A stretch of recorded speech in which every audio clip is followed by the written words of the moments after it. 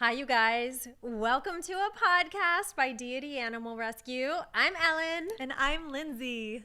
And we will be coming to you every week On Spotify, YouTube, and Apple, introducing you to some of the most impactful people in our world, animal welfare, and those who have supported our mission from the beginning. and the animal heroes who have changed our lives.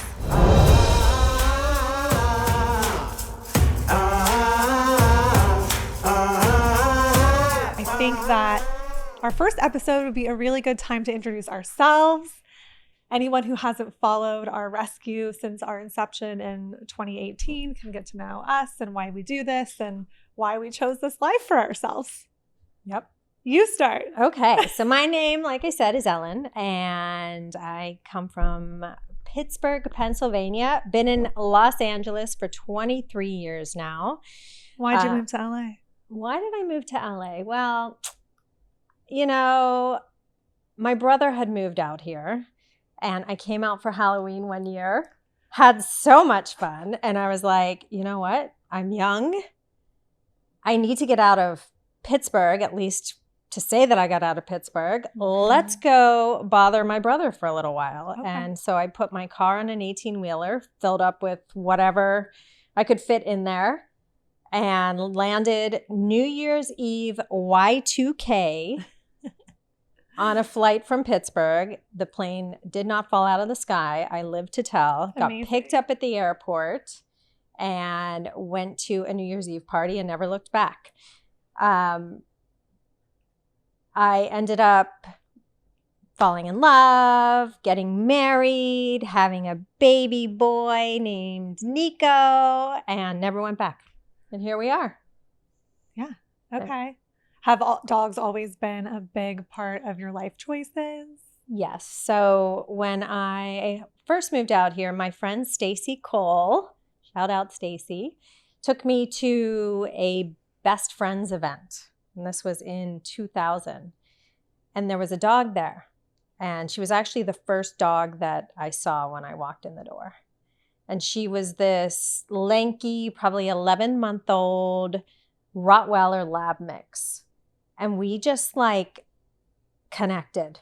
And I took her leash from the volunteer who was holding her. And I said, this is my dog. And I came home and told my boyfriend at the time, I'm like, I met this dog. I love her. I need her. And he's like giving me 10 reasons why Classic. it wasn't timely to adopt this puppy. Yeah. And I went to work the next day. I came home, walked into my bedroom, and there was Gypsy on my bed. Oh, she was meant to be yours. She was meant to be mine. And we spent the next 9 years together through ups and downs and breakups and childbirth. And she helped me start my jewelry business at the time, Deity Jewels, which is where the name Deity or Deity comes from.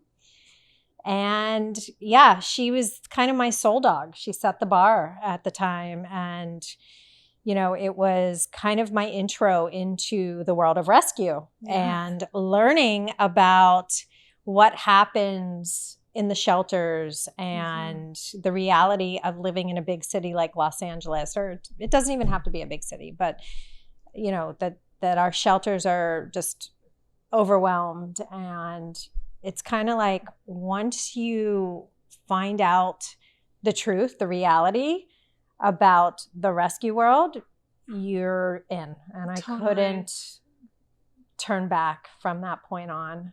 Tell us more about Deity Jewels, because our jewelry making kind of brought us together. Yeah. And your stuff is beautiful. Thank you. So why did you start it? What is it like? What's it have to do with dogs? So when I first moved here, I worked at this beautiful paper store on Melrose called Sulip. And she had papers from all over the world with like 14 karat gold in it. Like there was just this beautiful high-end clientele, and I did the graphic design. Sorry. I was designing very high-end at the time, letterpress, wedding invitations, stationery, that type of thing. And I had always made jewelry, and it was semi-precious stones, hand knotted on silk. And I would wear my jewelry to work. And these women who were spending literally like $150 on one invitation would buy my jewelry off of my neck. And after a while, I had this little side gig of designing bridal headpieces and jewelry for the bridesmaids. And that's kind of where Deity Jewels began. And after a while, I was working so much on the jewelry, I left Sulip and officially started Deity Jewels. Amazing. And at the same time, I was volunteering at different shelters and rescues, holding leashes, walking dogs. And I decided, you know what, I at the time, I couldn't be doing much more, but I could be donating money back to the rescues. Mm-hmm. So that's when I designed the Adopt line by Deity and started giving a portion of all the proceeds back to rescue. Amazing. Oh, that's so cool. Yeah. And that's kind of when Facebook, I guess that was like 2008-ish. Mm-hmm. I had gotten on Facebook and it loads in all your contacts. And everybody in dog rescue started coming up, and I was getting tagged on all these urgent dogs. Mainly, like my people were mainly at the time at Baldwin Park, where these two came from. And I realized that I had a hustle for like getting dogs out of the shelter into fosters, vetted. I could hustle more for the dogs than I could for the jewelry at that point. And I put together a GoFundMe called Shelter Pet Lifeline Fund. And I would be able to raise enough money to pull a dog. At that time, it was mainly like the pit bulls on their last days. Mm-hmm. Pull them, be able to vet them, board them if I didn't have a foster, and kind of just have enough money to get them going. And it kind of went from there. And then I met you. Tell us about you, Lindsay Birdgassel. I am from LA, born and raised. I was a hairstylist for about 10 years before I met you. My passion was kind of dwindling in that realm, and I found myself with some free time and some space in my heart. And I've always loved dogs. I come from a rescue family. We've always rescued, and I've always had a very deep connection with my animals. So in the beauty industry world, no one works on Mondays. And I had these Mondays and I was like, there's something that I can do with them. So on Instagram, your page came up on the Explore, if there was an Explore back then. And I don't remember what dog, I still have to look what dog it was, but it grabbed me. I had to know you. I had to know the dogs. And I messaged you and I said, hey, I would love to volunteer with you. I love what you're doing. I have time to help, and count me in. So you and I met on a cold August night in Santa Monica. And at the Misfit. I was at the Misfit. For cocktails and french fries. That's right. And it was a love connection. I remember I took an Uber there because we had cocktails and fries. And I remember calling my husband in the Uber and I was like, I think this woman is going to be a big part of my life. You said that? I said that. You never told me that. Well, some things need to remain a secret. Aww. We need a little mystery in our lives. I love that. And spoiler alert, that is true. That did end up happening. For better or for worse. Yes, mostly better. Life happened. Let's see if that was August. December comes around and I'm with you at the Deity Animal Shelter rescuing the first dog that I was involved in. I know we had just gone to meet some dogs. There was someone that you needed to meet in person. And I was walking the kennels and I met this dog, Allan, who was a German Shepherd golden retriever mix. I don't know. He was a big fluffy man. He was a really big fluffy man, and he had this like divine energy, and I couldn't walk anymore. I had to sit right in front of his kennel, and he put his hand out, and I held his hand, and I said, Allan, we're going to help you. I love you. We are not leaving unless you're out of here. So we got to know Allan a little bit. We had him out in the play yard, and these guys who were at the shelter saw us getting to know him, and they fell in love with him. So they ended up adopting Allan. They took him from the shelter, and it was just the one that I really couldn't get out of my head. I kept talking to you about him. We wanted to check in, but it wasn't really through our rescue. But we did tell these guys, like, if anything doesn't work out, you call us. Like, we love this dog. We are here to help him. We run a rescue. We have the resources. And thank God we did that. Yes, because lo and behold, we got a phone call. It wasn't that much later. Maybe like, I don't know. It was like a month or two. Maybe it was a month or two later. It was long enough for him to like be skinny and matted and a lot of fleas. He had so many fleas. I'm here with Allan. Allan, say hi. Good boy. Good boy. Not doing so well. He wasn't doing great. They called, and I went and picked him up. He was like an hour or two out of LA, and brought him home to my mom's house at the time. And I was like, I have to find a foster for him. He has to stay with someone who I know and love. And so my sister ended up fostering him, which was amazing because I got to know him a little bit more, but my not dog friendly dog didn't have to associate. And then, oh my God, I forgot the most important part of that story. We're at the shelter and my head is blaring.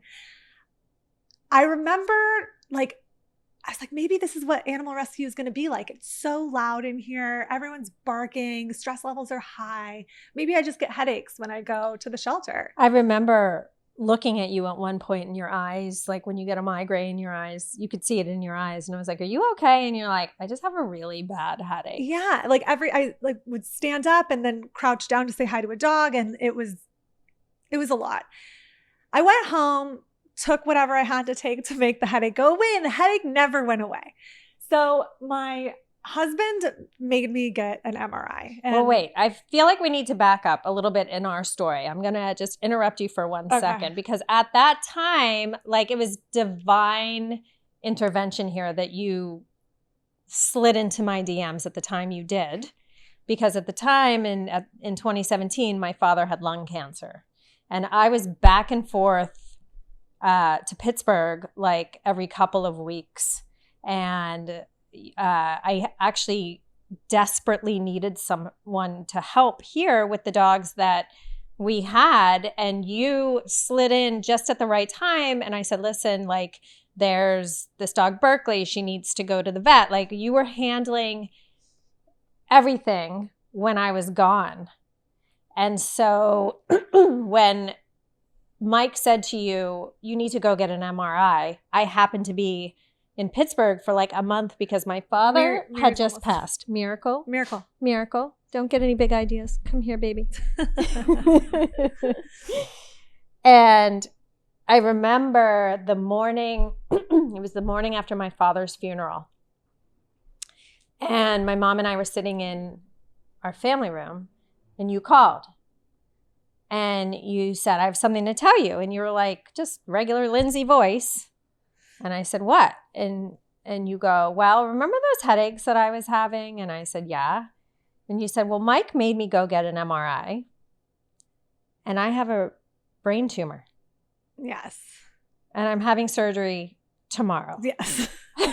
And it was just deadpan. And you were on speakerphone. I'm looking at my mother. My mother is looking at me. Our jaws dropped to the ground.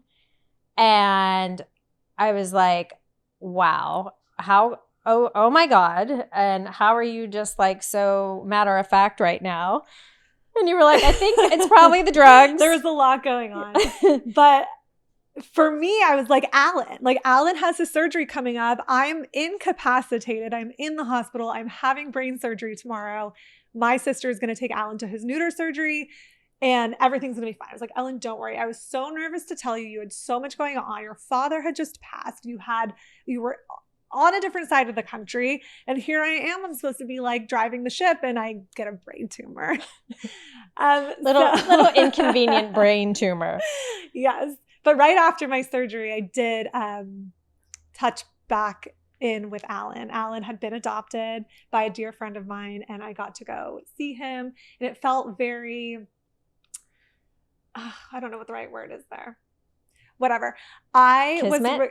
I was recovering. I was on this new path and Allan was recovering and he was on his new path. He was living his best life. He was with his dad. And we kind of saw each other again and we're like, this is the other side. Like we both made it to the other side and this has so much to offer. And we were so excited.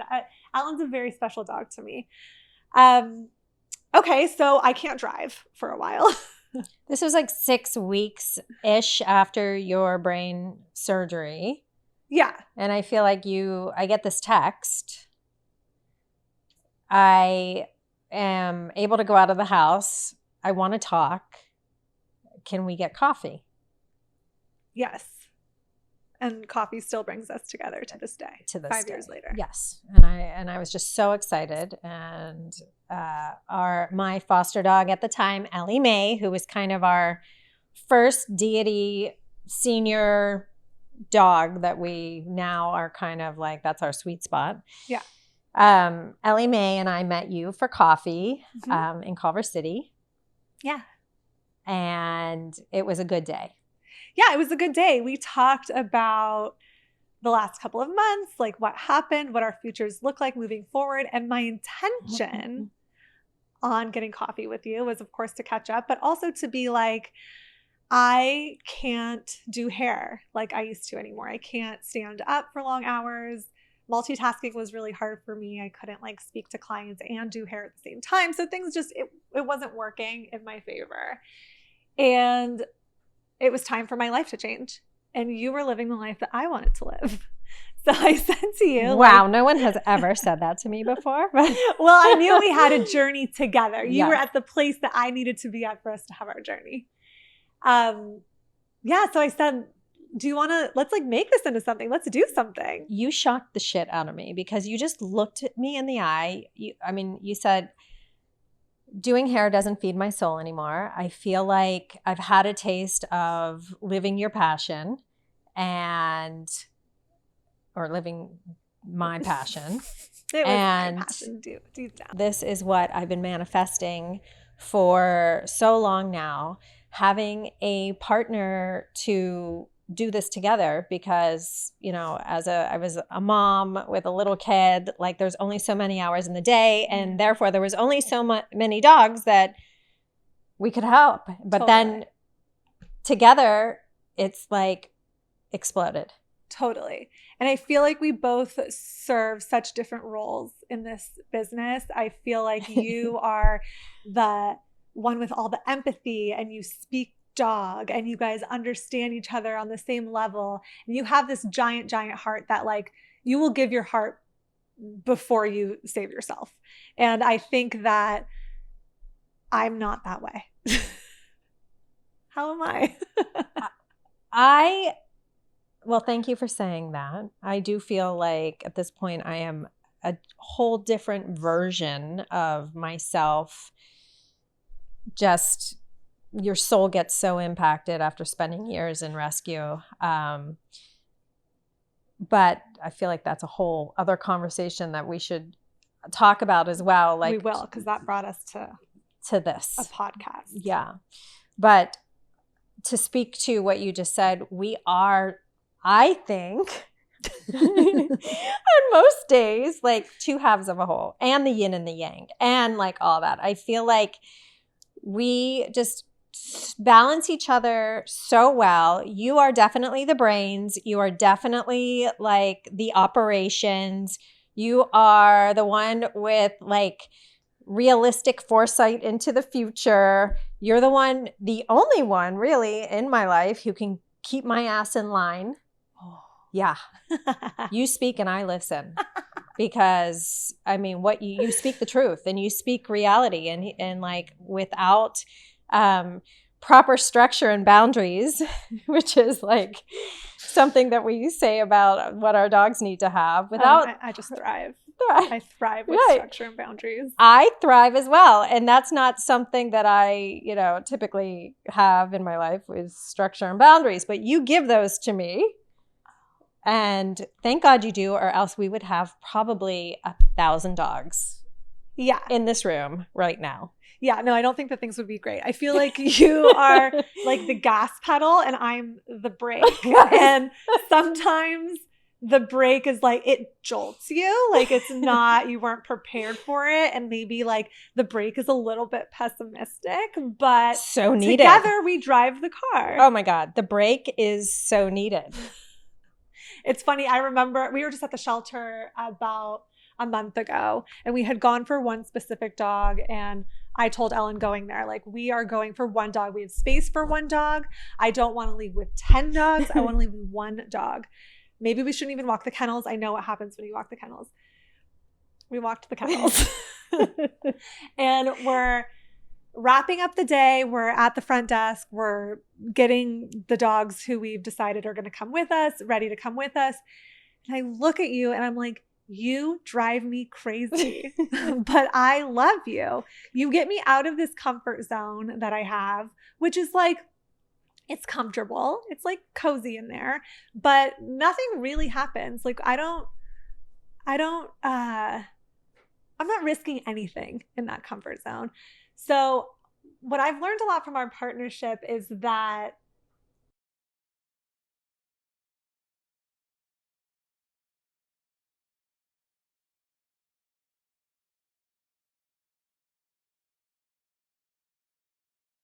for your little voice in both of our ears was like, we need to put the oxygen mask on because at the rate we're going right now, neither one of us are going to be functioning. Right. And you were absolutely right. I'm not as good as you are at realizing that basically my head's going underwater because I'm too busy like trying to save everything else, I guess. Right. But you are better at being like, we got to pull back the reins. Totally. I think two halves of a whole is a really good way to explain it. And I think that we've both learned a lot from each other in that way. Totally. I could be a lot more ready for whatever. And I think you decided that structure and boundaries was something that was really great for you. Well, we've definitely played it on both sides of the fence. I mean, there's been times or years that we've just had hundreds of dogs under us. Right. That we are nonstop.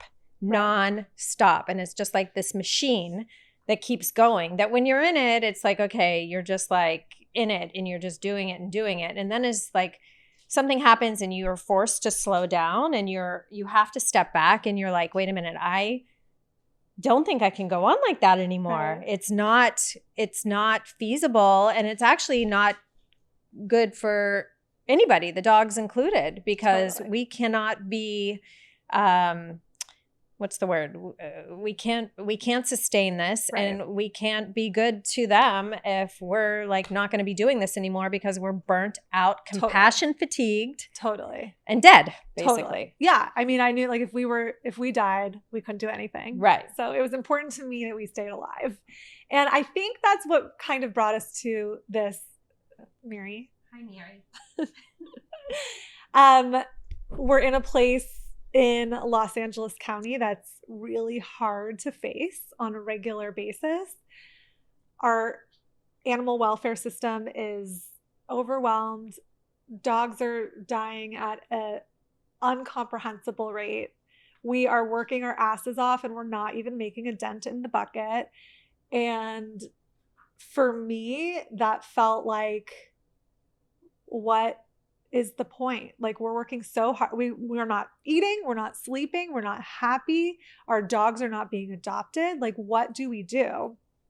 So I think that I was desperate to find a way to have a creative outlet, share our message, make an impact that was going to bring me joy. And when you and I talked about it, I was very excited after a lot of talking. I'm not going to act like I was. Well, no, this was one of those instances where I have these ideas and then I drag you along with me just by poking you and poking. And you were like, no. There was so much poking. There was so much poking, but I'm like, Lindsay, it's we need to do a podcast. Yeah. We need to do a podcast.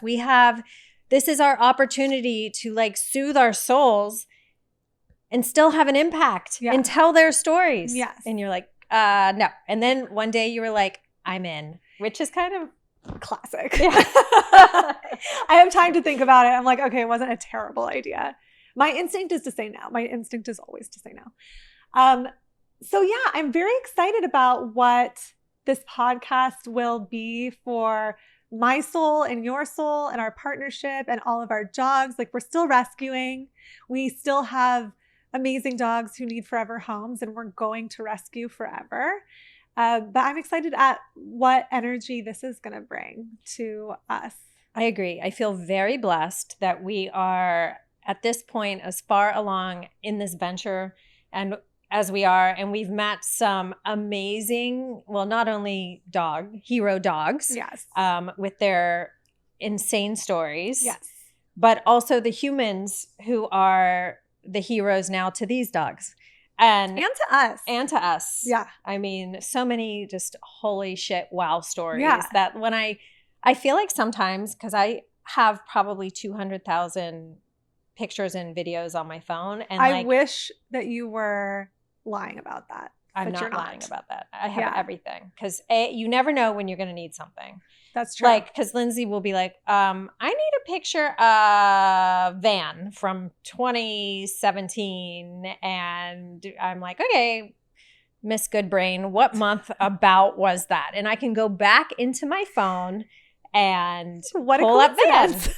I've got them. Yeah. So that and this is the reason that I have saved every single rescue that we've ever done, every single shelter run, every single adrenaline-filled street rescue, park rescue, under car rescue. Yes. All that fun stuff. Yes.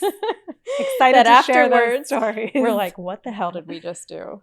Yeah. I mean, like, amazing that we're sitting here today. Right. With all of our limbs. And we're laughing about it and happy about it. Yeah. I'm excited. Yeah. So I think the vision for this podcast is to bring on our amazing friends and fellow rescues. We have quite a lineup already. Mm-hmm.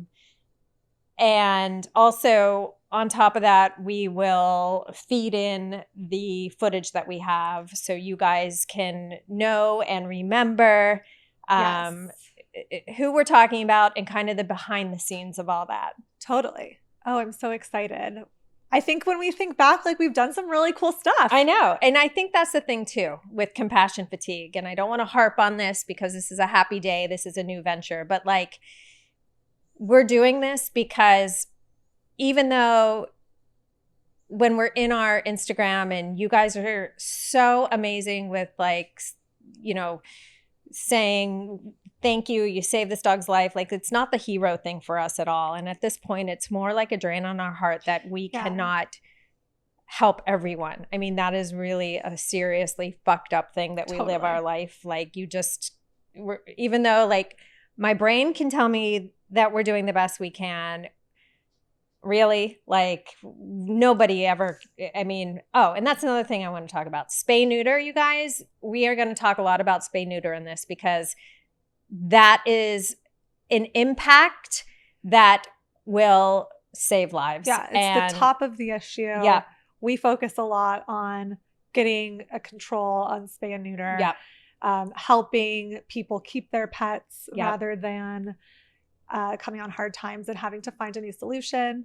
Yeah. We have a lot of It's info. none of that is sexy or, you know, you're not specifically looking in the eyes of a dog in need. You're looking in the eyes of many dogs in needs and in the eyes of the unborn, unwanted litters. Totally. So, but this is something that we feel very passionate about and a way that we've decided to pivot, as well as helping the Pets of the Unhoused community. Again, like there's just so many ways that I feel like this platform, our platform, can spread awareness and the positivity around what needs to be done in order to help save more lives. I mean, if I had to change my passwords on anything, on all my things right now. What are you going to say? I'm nervous. Impact. It would be impact. Because that is the goal, to have more impact. It's a good word. Well, that said, for anyone who doesn't follow us on Instagram, you can find us at Deity Animal Rescue, DEITY Animal Rescue. See all of our adoptable dogs on there and on our website, deityanimalrescue.org. And we're so excited for this new journey, and we're really thankful that you guys are following along with us. Absolutely. This was fun. Looking forward to it. Yeah. Chloe too. She's like, this is my close-up. I'm ready. I've been waiting my entire life for this, and you finally fulfilled my dreams. Too bad you didn't brush your hair before this one. I did, actually. And then she goes out. She is the queen of the underbrush. I mean, when I tell you, she walks in the house and there's like leaves and feathers and but she likes that. That's her personality. She's like my girl. What can I tell you? She's my daughter. She doesn't want to be like too precious. She doesn't want to be coiffed. She doesn't want to be in a bag. No, but this was this morning, and I tried, guys. I tried to brush her hair. She's adventurous. Yeah. So anyway, say goodbye, Chloe. And Miracle's back there asleep. So she says bye too. Yeah, see that nap time. See you guys next week.